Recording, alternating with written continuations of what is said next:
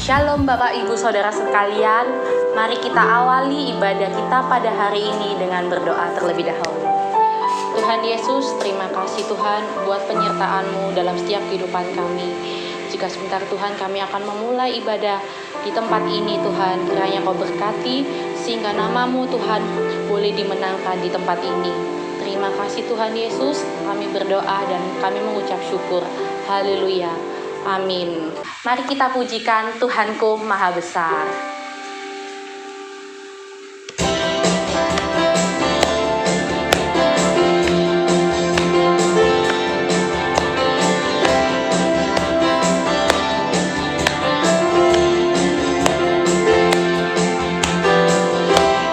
Tuhanku Maha Besar, Tuhanku Maha Kuasa, Raja segala raja.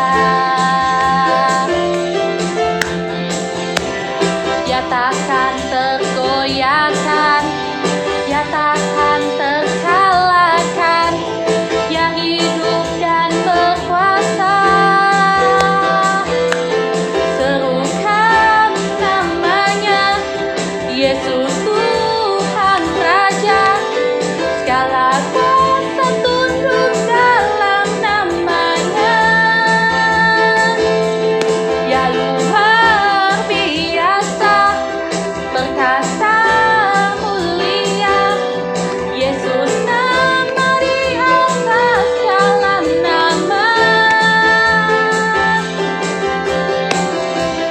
Tuhanku Maha Besar, Tuhanku Maha Kuasa, Raja segala raja. Dia takkan tergoyahkan, Dia takkan terkalahkan, Dia hidup dan berkuasa.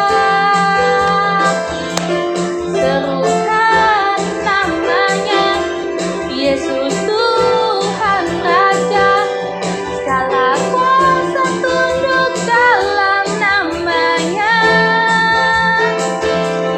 Dia luar biasa, perkasa mulia, Yesus nama di atas segala nama.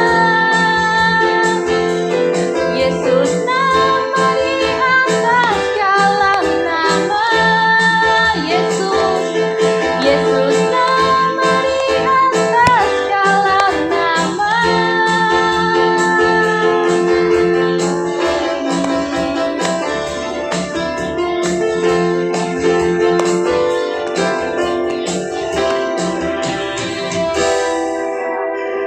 Tuhan Yesus nama di atas segala nama. Oke, kita akan mendengarkan firman Tuhan. Kita akan menyanyikan lagu Kagum Akan Engkau. Kita resapi lagu ini. Haleluya Yesus. Haleluya.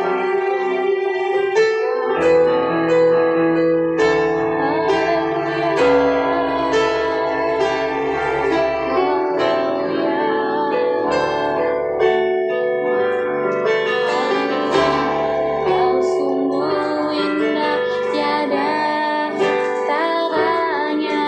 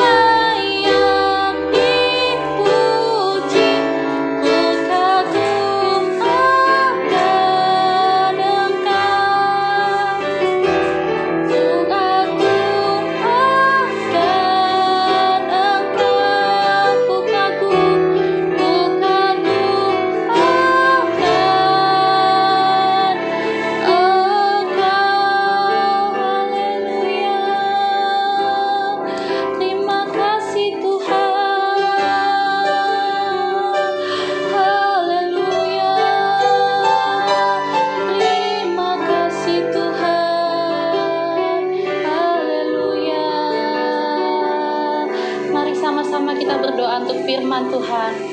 Tuhan Yesus, terima kasih Tuhan. Kami kagum Tuhan, hormat angkat Engkau.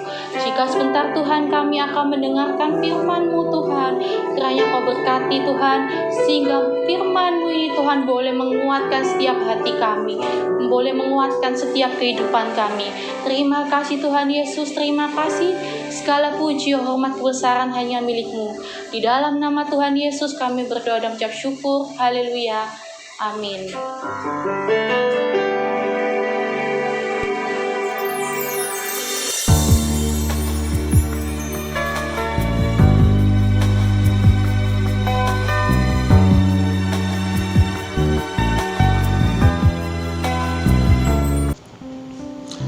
Puji Tuhan, shalom saudara, salam sejahtera di dalam kasih Tuhan Yesus Kristus. Oleh kemurahan Tuhan, kembali lagi kita menikmati berkat Tuhan lewat ibadah online ini. Sekalipun pada nanti sore kembali kita akan beribadah, biarlah ibadah ini memberikan suatu rasa kepuasan buat kita semua. Karena Alkitab berkata bahwa ibadah itu mengandung janji, baik hidup yang sekarang maupun hidup yang akan datang. Nah, minggu ini saya akan berbicara tentang bagaimana kita menjadi anak-anak Allah. Ya, tentunya kalau bagaimana kita menjadi anak-anak Allah, itu ada satu proses. Beberapa waktu yang lalu saya sudah berbicara tentang proses. Nah, sekali lagi, bagaimana kita menjadi anak-anak Allah. Jadi kalau berbicara menjadi anak-anak Allah berarti sebagai anak pasti memiliki janji, yaitu warisan. Nah, warisan kita adalah kerajaan sorga. Tentunya kita sebagai orang percaya, ya, kita akan memiliki janji itu, yaitu warisan kerajaan Allah yang kekal. Nah, itulah tujuan kehidupan kita, atau itulah tujuan Yesus datang, supaya setiap orang percaya akan memiliki janji Allah, yaitu kerajaan surga. Itu yang kita tunggu hari-hari ini. Nah, saudara, saya akan baca di dalam Injil Yohanes pasal yang pertama, mulai ayat yang ke-12. Ya, Injil Yohanes pasal yang pertama, ayat yang ke-12, saya akan baca buat saudara. Tetapi semua orang yang menerimanya diberikannya kuasa supaya menjadi anak-anak Allah, yaitu mereka yang percaya dalam namanya. Ada amin, saudaraku? Jadi Injil Yohanes berkata, sekali lagi, ya, dikatakan tetapi semua orang yang menerimanya diberikan kuasa supaya menjadi anak-anak Allah. Jadi kalau kita pelajari di dalam ayat ini, ada dua pengertian tentang bagaimana menjadi anak-anak Allah, saudara-saudara. Jadi menjadi anak-anak Allah itu tidak segampang apa yang kita pikirkan, ya. Tidak semudah itu, ya. Karena ada anak yang gampangan dan ada yang senantiasa taat akan kepada perintah daripada Bapa itu sendiri. Bapa kita adalah Allah, ya, atau Yesus. Nah, sebab itu saudara-saudara, saya mau katakan, untuk kita memiliki janji Bapa, untuk kita memiliki warisan daripada Allah, berarti kita harus mengikuti alur. Ya, kita harus taat kepada Bapa kita, yaitu Yesus yang sudah menyelamatkan kita semua. Nah, kita lihat di sini, tetapi semua orang yang menerimanya diberikan kuasa supaya menjadi anak-anak Allah, yaitu mereka yang percaya dalam namanya. Jadi kata mereka yang percaya, ya. Jadi mereka yang percaya artinya, jadi barang siapa yang mau percaya, ya. Barang siapa yang mau percaya. Berarti kalau kita mau percaya, kita harus mengikuti akan perintah itu. Kita harus taat, kita harus nurut. Kita akan mengikuti akan apa yang dikatakan oleh Allah sendiri. Ya. Yesus berkata bahwa belajarlah kepadaku. Ya. Di Injil Matius pasal 11 ya, ayat yang ke-28 kalau dari saya, marilah kepadaku semua yang letih lesu dan beban berat. Ya. Coba kita baca, nanti salah ya saudaraku.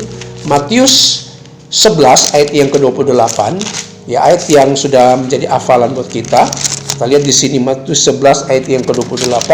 Perhatikan ya.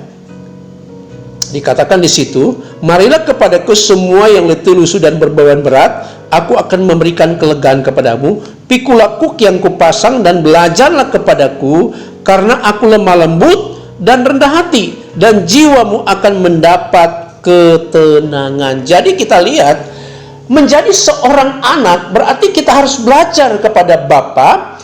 Kita harus mengikuti akan sikap ya pribadi daripada Bapa itu, ya, yaitu Yesus sendiri. Ya, Alkitab berkata bahwa belajarlah kepadaku. Ya, di ayat yang 29. Ya, belajarlah kepadaku karena aku lemah, lembut dan rendah hati, dan jiwamu akan mendapat satu ketenangan, saudara-saudaraku. Jadi, kalau kita belajar kepada Bapa, kita taat kepada Bapa, kita taat kepada Yesus itu, maka saya percaya kita akan mengalami suatu ketenangan jiwa, ketenangan hati, ketenangan pikiran, saudara-saudaraku. Karena apa? Kita taat. Ya. Masih ingat ya waktu Adam dan Hawa melakukan akan perintah Tuhan, mereka tenang-tenang saja, adem ayem ya saudara-saudara. Tetapi ketika dia tidak taat kepada perintah, melanggar aturan firman Tuhan, dia lebih suka mendengar apa kata ular atau setan. Waktu dia melanggar, dia memakan buah itu, apa yang terjadi? Mereka tidak mengalami suatu ketenangan, ada rasa bersalah dalam hidupnya. Sehingga apa? Mereka bersembunyi. Ya. Karena apa? Mereka telanjang.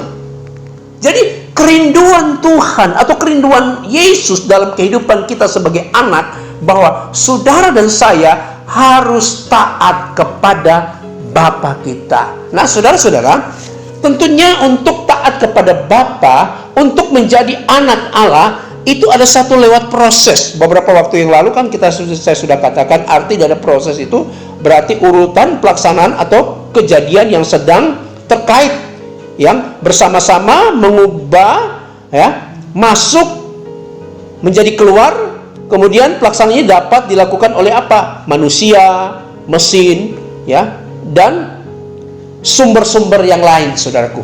Itu proses. Nah, begitulah dalam kehidupan kita. Jadi, saya mau katakan, semua itu lewat proses. Kalau tidak melalui proses, kita tidak akan mengalami suatu hal yang luar biasa. Apalagi kehidupan rohani kita. Untuk mencapai suatu hal yang kita inginkan, itu harus lewat proses memang ya. Beberapa waktu yang saya katakan, beberapa minggu kemarin saya melayani satu tempat di Serang, di satu gereja. Saya berkata, proses itu tidak enak, proses itu tidak menyakitkan. Menyakitkan maksud saya, ya, sangat menyakitkan. Tetapi kalau kita bertahan, kita dibentuk, maka proses itu akan menghasilkan yang paling indah. Kita akan melihat akan hasil dari proses itu. Sebab itu saya mau berkata, jangan pernah berhenti atau jangan pernah mengeluh tentang proses itu. Karena apa? Proses itu membuat kita mendapatkan hasil yang baik. Ada amin, saudaraku? Nah, saudara-saudara, di dalam ayat yang saya pelajari ini ada dua kriteria anak. Anak yang pertama itu anak yang belum akil balik. Ya. Belum ada perubahan. Ya.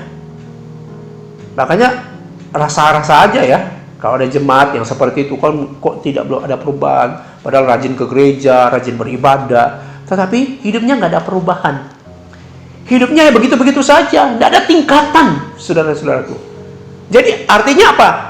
Yang pertama pengertian di dalam ayat ini, berarti anak yang belum akil balik, belum dewasa, belum stabil, ya, turun naik, ya, turun naik, masalah sedikit goyah. Ya. Masalah sedikit goyah. Ya. Saudaraku, kekurangan goyah, kelimpahan juga goyah dia. Tidak lagi ada cari Tuhan, saudaraku. Jadi tidak stabil. Ya, hanya sebatas orang percaya, hanya sebagai orang Kristen, ya. Tetapi belum ada perubahan, ya. Belum ada perubahan, ya. Jadi orang yang suka sakit hati, ya.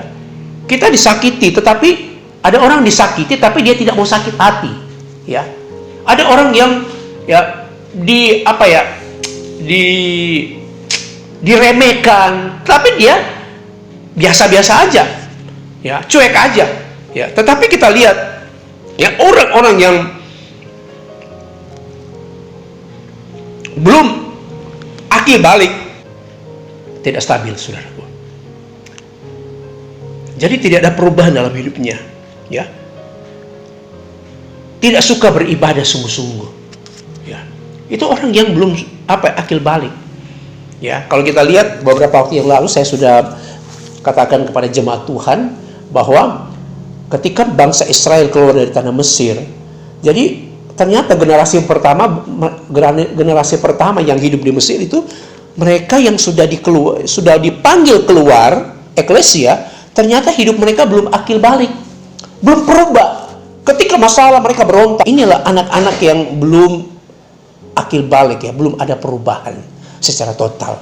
Nah, kerinduan saya sebagai jemaat Tuhan yang Tuhan percayakan bahwa saudara dan saya memiliki suatu sikap sebagai anak yang senantiasa patuh dan taat kepada firman Tuhan. Harus berubah, harus hidup sesuai dengan kehendak Bapa. Nah, ini yang pertama, belum akil balik, ya. Mari sama-sama kita mau hidup sepenuhnya sungguh-sungguh, hidup sesuai dengan kehendak Bapa. Nah, itu yang pengertian yang pertama. Kemudian yang kedua, perhatikan. Yang kedua, anak yang benar-benar bukan sekedar orang percaya saja, tetapi yang kedua, pengertian yang kedua, jadi anak atau orang-orang yang percaya, ya, yang taat, ya, yang mau apa? Yang mau diproses, ya, yang mau diproses Tuhan, ya, yang mau dibentuk oleh Tuhan, yang mau dibentuk oleh Bapa, ya, yang mau dibentuk oleh firman Tuhan. Jadi kita melihat yang kedua, sekali lagi saya jelaskan bahwa bukan sekedar orang percaya, tetapi anak-anak yang mau taat dan yang mau diproses mengikuti nasihat firman Tuhan, ya. Jadi ini yang Tuhan cari, ini yang Tuhan inginkan dalam kehidupan kita sebagai orang-orang percaya, menjadi anak. Nah, saudara, kalau dia taat mengikuti alur, ya, mengikuti proses Tuhan, maka dia akan memiliki warisan daripada Allah sendiri. Ada amin, saudaraku? Nah, Alkitab berkata, kalau kita baca di dalam Roma 8, ayat yang sudah terkenal, saya baca buat saudara. Roma 8, ayatnya yang ke-17. Ini ayat yang luar biasa. Roma 8, ayat yang ke-17, perhatikan. Saya akan baca buat saudara. Ya. Dan jika kita adalah anak, maka kita juga adalah ahli waris. Katakan amin.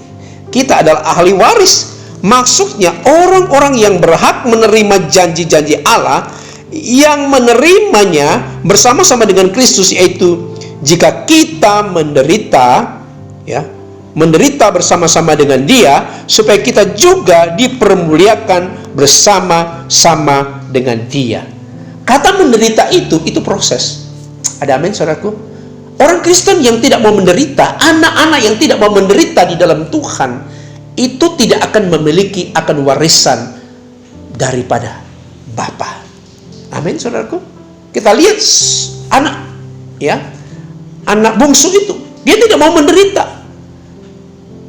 sehingga dia meminta warisan dari Bapa. Dia pergi ke kota lain, dia memboroskan semua hartanya, kemudian dihabis. Nah, dia menderita bukan karena dia mengikuti akan dia mengikuti akan proses dari Bapa, tetapi dia menderita oleh karena salahnya sendiri. Dia menderita di negeri orang. Tetapi untuk dia sadar, dia pulang, dan Bapa menerima dia kembali. Dan dia berkata begini, saya rela jadi hamba. Tetapi Bapa mengangkat dia. Tapi saya percaya ketika dia sadar, dia mengikuti akan perintah daripada Bapa itu sendiri. Nah, saudara-saudara, kita lihat di sini. Sekali lagi saya katakan di dalam ayat yang ke-17 tadi saya sudah baca, jika kita anak, maka kita juga adalah ahli waris. Maksudnya orang-orang yang berhak menerima janji-janji Allah, yang menerimanya bersama-sama dengan Kristus, yaitu jika kita menderita bersama-sama dengan Dia, supaya kita juga dipermuliakan bersama-sama dengan Dia. Luar biasa. Jadi untuk kita menerima janji Bapa, ya, kita harus belajar taat kepada Bapa, taat kepada Yesus. Sederhana saja saya sampaikan. Jadi sebagai orang-orang yang sudah dipanggil, sebagai anak-anak Tuhan yang sudah dipanggil, saudara-saudara, mari kita belajar untuk taat. Taat, ya, mau diputar tetap taat. Harga ketaatan itu penting, karena taat itu proses. Ya, taat itu proses. Ya, proses, saudaraku. Nggak mudah, nggak segampang itu, saudaraku. Jadi jangan kita menjadi anak yang gampangan, ya, anak yang sembarangan, ya. Tapi marilah kita belajar untuk kita taat kepada Bapa itu. Ya, jadi kesimpulan yang saya sampaikan di sini. Jadi tadi saya sudah sampaikan bahwa kita lihat sekali lagi. Yang pertama, anak yang belum akil balik, ya, sehingga apa? Tidak mendapat warisan. Contohnya tadi saya sudah sampaikan, waktu bangsa Israel keluar dari tanah Mesir, mereka tidak mau akil balik, tidak mau berubah, sehingga mereka ditewaskan semua. Hanya generasi yang kedua, mereka yang mau hidup di dalam satu ketaatan, sehingga apa? Mereka masuk ke tanah perjanjian. Amin, saudaraku. Nah, saudara-saudara, bagaimana kita menjadi anak-anak Allah yang memiliki warisan daripada kerajaan Allah? Saya akan hubungkan dengan satu ayat di sini di dalam Lukas pasalnya yang kedua. Lukas pasalnya yang kedua, kita lihat pribadi daripada Yesus. Lukas 2 ayat yang ke-40, perhatikan. Lukas 2 ayat yang ke-40, perhatikan. Bagaimana kita menjadi anak-anak memiliki warisan daripada Bapa itu. Ya. Supaya kita menjadi anak, tidak menjadi anak yang gampangan, tetapi menjadi anak-anak yang senantiasa menurut akan kehendak Bapa. Kita buka sekali lagi Lukas pasal yang kedua ayat 40, mengakhiri akan firman Tuhan yang saya sampaikan. 40, anak itu bertambah besar, menjadi kuat, penuh hikmat, dan kasih karunia Allah ada padanya.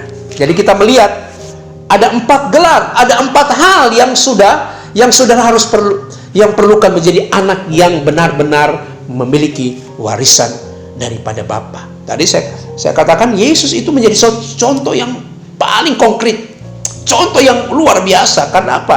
Ketika Yesus datang ke dunia ini, ya, menjadi manusia, dia hidup dalam keluarga yang sederhana, kemudian baru 30 tahun dia baru nampak, dia menyatakan dirinya. Nah, sebelum 30 tahun di mana dia? Dia ada bersama-sama dengan keluarga Yusuf. Saya percaya waktu dia dibesarkan, dia masih anak-anak sampai dia umur 30 tahun, saya percaya dia menjadi anak-anak yang taat. Sekalipun dia adalah Allah, tetapi dia memposisikan sebagai anak. Kemudian apa? Dia taat. Dia menjadi tukang kayu, dan di situ dia diproses, tidak nampak, ya, saudaraku. Sehingga apa? Ketika dia setelah 30 tahun dia dibaptis, dia dipenuhkan Roh Kudus, mulailah dia memperkenalkan diri dia adalah Mesias. Yohanes Pembaptis memperkenalkan dirinya, ya, dia adalah Mesias, dia adalah Raja, dia adalah sungguh-sungguh yang diutus Tuhan untuk apa? Memberitakan karya keselamatan bagi orang-orang yang menerima akan Dia. Nah, saudara-saudara, kunci untuk kita menjadi anak-anak Allah yang pertama, bertambah besar. Bertambah besar ini bukan secara jasmani, ya. Bertambah besar. Jadi kalau bertambah besar berarti ada satu perubahan. Rohani kita jadi besar. Ya, rohani kita menjadi besar. Ya, rohani kita meningkat. Ada amin, saudaraku? Yesus bertambah besar. Alkitab berkata di sini, anak itu bertambah besar. Ya, meskipun secara besar secara jasmani, tetapi besar dalam pengertian rohaninya, kehidupan spiritualnya itu semakin besar. Ada amin, saudaraku? Luar biasa. Itu yang pertama. Yang kedua, menjadi kuat.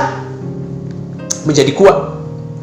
Ya, kemarin Pak Hendra, Pastor Hendra sudah berkata tentang hendaklah kamu kuat di dalam Tuhan. Ya, saya pelajari kuat. Jadi anak yang memiliki warisan daripada Bapa, dia memiliki standar kualitas rohani yang kuat. Artinya apa? Ketika kalau kita kuat, ya, ketika tantangan datang, persoalan datang, dia tetap kuat menghadapi situasi yang ada. Ya. Nah, anak gampangan itu mudah mudah goyah. Tadi saya juga kata, mudah sakit hati. Ya. Mudah berubah, ya. Tetapi anak yang senantiasa memiliki akan taat kepada Bapa itu, berarti dia akan menjadi kuat. Kuat luar biasa. Kuat dalam menghadapi segala sesuatu. Ya, kuat. Kemudian yang ketiga, saya pelajari di sini, penuh hikmat. Anak yang senantiasa taat itu dia pasti punya hikmat. Ada amin, saudaraku? Yesus, dia semakin berhikmat. Ya, tokoh yang terkenal dalam Alkitab yaitu Salomo. Oh, hikmatnya luar biasa. Dia bisa membedakan. Ya. Waktu dua perempuan datang membela haknya, ya, dia cuma putuskan. Ya, yang satu ngotot, yang satu juga ngotot. Oh, ini anakku, oh, ini anakku. Ya. Tapi kita melihat, ya, Salomo Tuhan kasih hikmat.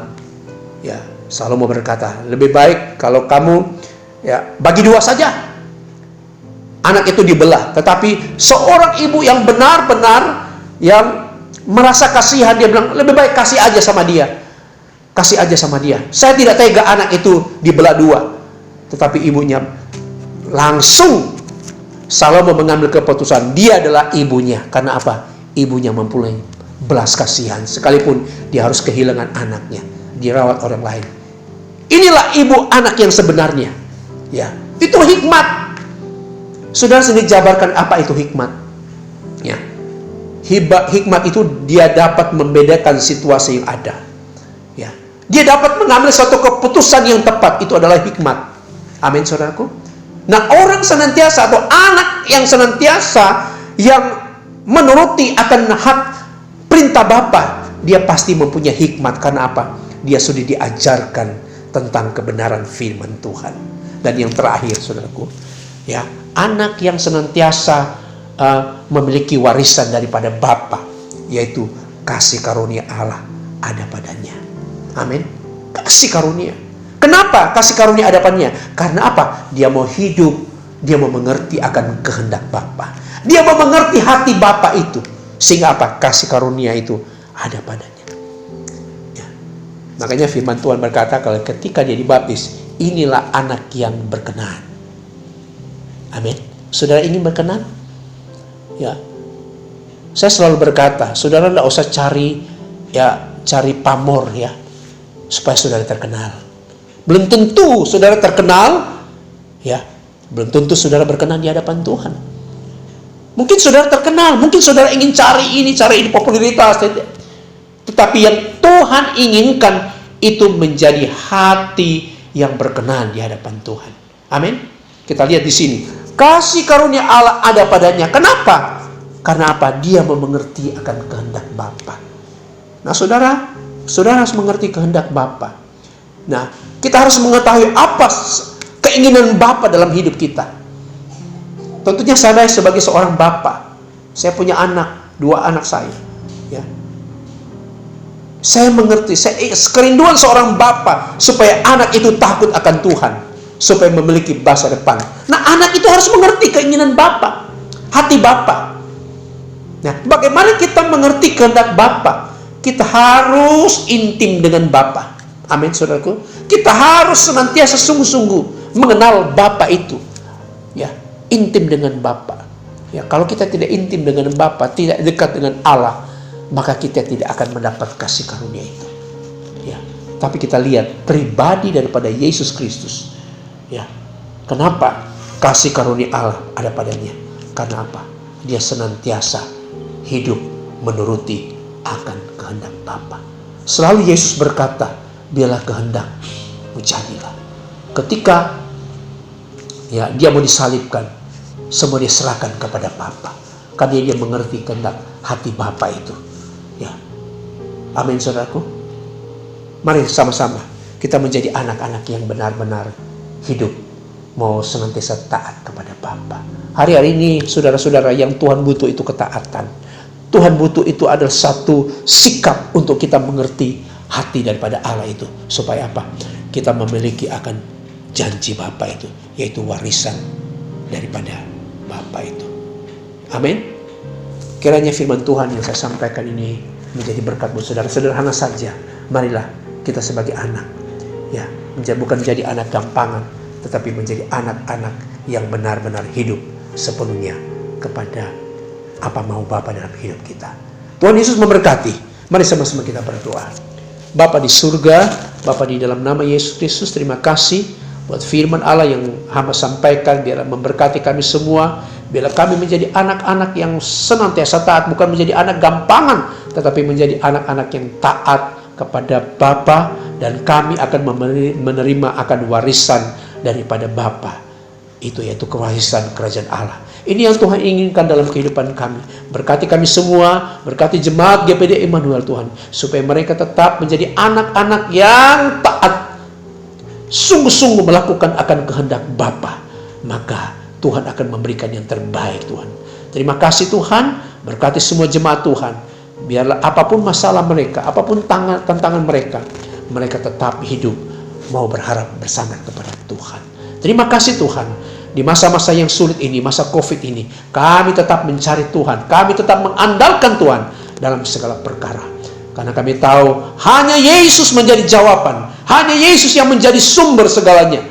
Ya, terima kasih Tuhan. Kami berdoa Tuhan, buat jemaat yang sakit Engkau sembuhkan. Jemaat yang sedang alami masalah Tuhan, Engkau berikan jalan keluar. Jemaat yang sedang alami jalan buntu Tuhan, Engkau berikan jalan. Dan kami percaya Tuhan adalah sumber segalanya.